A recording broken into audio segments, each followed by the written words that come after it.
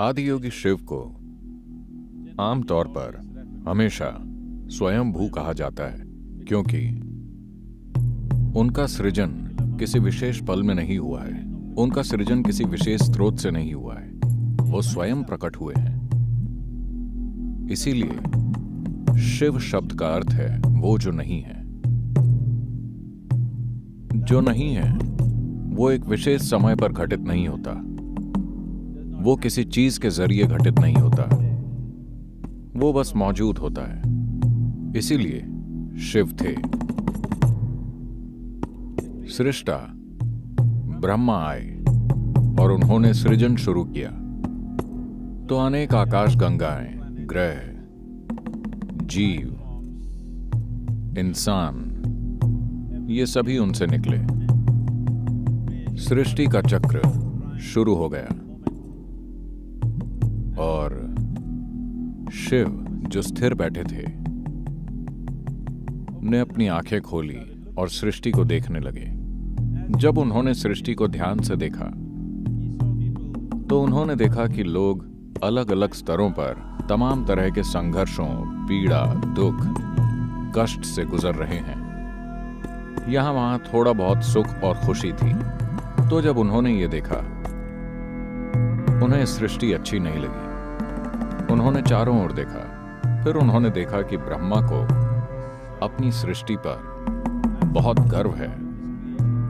वो बहुत ही गर्व और खुशी से अपनी सृष्टि को देख रहे थे। फिर उन्हें लगा कि दो आंखें पर्याप्त नहीं हैं, इसलिए उन्होंने इस ओर देखने के लिए एक और सिर पैदा किया। वो किसी चीज से चूकना नहीं चाहते थे। फिर उन्होंने एक और सिर पैदा किया, फिर एक और, फिर उन्होंने एक पांचवा सिर पैदा किया जो उनके गर्व के लिए एक ताज की तरह था। किसी खास चीज को देखने के लिए नहीं, बस एक और सिर को ताज की तरह पहनने के लिए। When Shiva saw that this Brahma is so gloating, जब शिव ने देखा कि ब्रह्मा ऐसी दुख भरी सृष्टि को देखकर इतने खुश हो रहे हैं, तो उन्हें बहुत गुस्सा आया। वो ब्रह्मा पर झपटे और उनका पांचवा सिर उखाड़ दिया। अब उनके पास सिर्फ चार हैं। ब्रह्मा पीड़ा से कराते हुए बोले, आप मेरे साथ ऐसा क्यों कर रहे हैं? तो शिव ने कहा, क्या आप अपनी बनाई सृष्टि को लेकर शर्मिंदा नहीं हैं? हर कोई दुखी है। लोग तमाम तरह के संघर्षों से गुजर रहे हैं। लोग कई तरह के दुख, पीड़ा और कष्ट भोग रहे हैं। ब्रह्मा बोले, मैंने पीड़ा को नहीं बनाया है, न ही मैंने खुशी बनाई है, मैंने बस सृष्टि बनाई है। ये उनके ऊपर है कि वो इससे कैसे गुजरते हैं, ये उनके मन में है। फिर शिव ने कहा, मन को किसने बनाया? वो भी आपने बनाया है। ब्रह्मा बोले, मन का अपना कोई गुण नहीं है, वो सिर्फ मौजूद है। लोग उसे खुशी में बदल सकते हैं या दुख में, लोग उसे कष्ट में बदल सकते हैं या परमानंद में, ये उनके ऊपर है। फिर शिव बैठकर बहुत ध्यान से सृष्टि को देखने लगे। उन्होंने हर जीव को ध्यानपूर्वक देखा और फिर अपने मन को जानना चाहा। इसलिए उन्होंने अपनी आंखें बंद कर ली और अपनी ही सृष्टि, अपने मन की प्रकृति को देखने लगे। और जब उन्हें आत्मज्ञान हुआ, जब उनका आत्मज्ञान एक विशेष संपूर्णता पर पहुंचा कि वास्तव में सृष्टि गुणहीन है, हर व्यक्ति जो चाहे वो बन सकता है, मन गुणहीन है।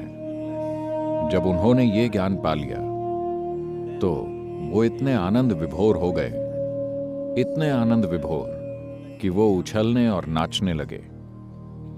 he danced wildly out of his joy and ecstasy. वो खुशी और परमानंद से मदहोश होकर नाचने लगे। जब वो बेतहाशा पूरी भागीदारी के साथ नाच रहे थे, जब उनके शरीर की हर कोशिका अपने आप में एक नृत्य बन गई थी, तो अचानक उन्हें एहसास हुआ कि ये नृत्य भी जरूरी नहीं है। और उन्होंने ध्यान दिया कि उनके नृत्य के चरम पर पूर्ण स्थिरता थी।